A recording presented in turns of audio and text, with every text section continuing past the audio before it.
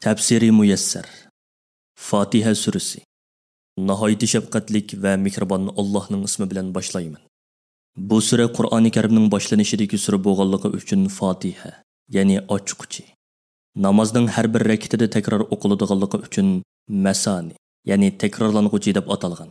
Bu suraning boshqa ismlari bor. Men Qur'on o'qishni Allohning ismi bilan boshlayman va uningdan yordam tilayman. Alloh ibodat qilinishga loyiq bo'lgan ulug' Rabbimiz Allohning xos ismi bo'lib, bu ism bilan Allohdan boshqa hech kim atalmaydi.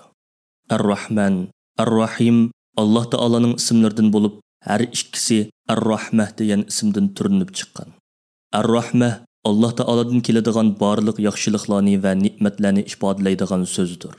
Ar-Rahman bu dunyoda jami maxluqotga nihoyat rahim shafqat qiluvchi, Ar-Rahim oxiratda mu'minlarga shafqat qiluvchidir. Barliq hamd sana olamlarning Rabbi, eng mukammal sifatlarning egisi bo'lgan Allohga xosdir. Allohning din va dunyolik, oshkora va yushurin barliq ne'matlari uchun uningga hamd sana aytamiz. Bu oyatda Allohning bandalarini o'ziga hamd sana aytishga buyurganligi ifodalanadi. Chunki Alloh hamd sanoga tamoman haqliq bo'lgan yagona zot bo'lib, u barliq maxluqotning yaratuvchisi, ularning ishlarini idora qilib turguchi va ularni cheksiz ne'matlar bilan parvish qilib turguchi, do'stlarini, ya'ni ixlosmand bandalarini iymon va yaxshi amalga muvaffaq qilguchidir. Alloh barliq maxluqotga rahim shafqat qilguchidir.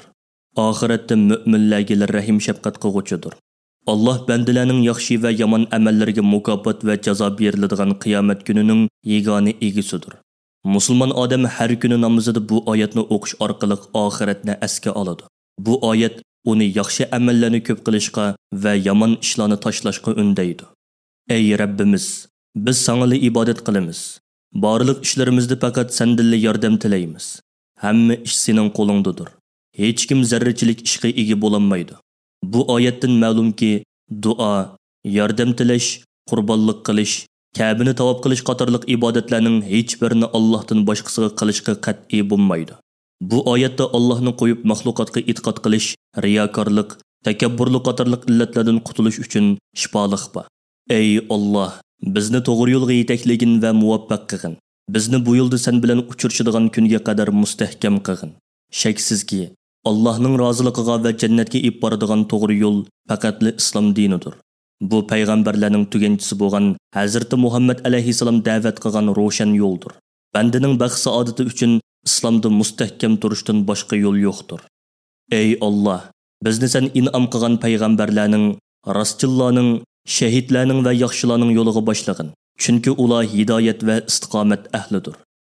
Ey Alloh, bizni yahudilarga o'xshash haqiqatni bilib turib amal qilmaganligi uchun g'azab qilinganlarning yoki xristianlarga o'xshash nodonlikdan hidoyat yo'liga kirmagan va to'g'ri yo'ldan ozg'anlarning yo'lida qilmagan.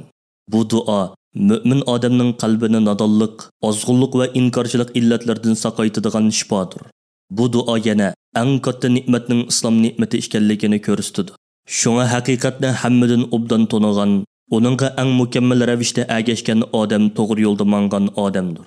Shaksizki, payg'ambarlardan qolsa, sahobalar to'g'ri yo'lning yetakchilaridir. Bu oyat ularning fazilatiga, yuqori martabasiga dalolat qiladi. Namozda Fatiha surasini o'qib bo'lgandan keyin amin deyish mustahabdir. Amin, ey Alloh, duoyimni ijobat qilgin deganlik bo'lib, buning Fatiha surasining oyatlaridan emasligida islom ulamolari birlikka kelgan. Shunga u Qur'oni Karimga yozilmagan.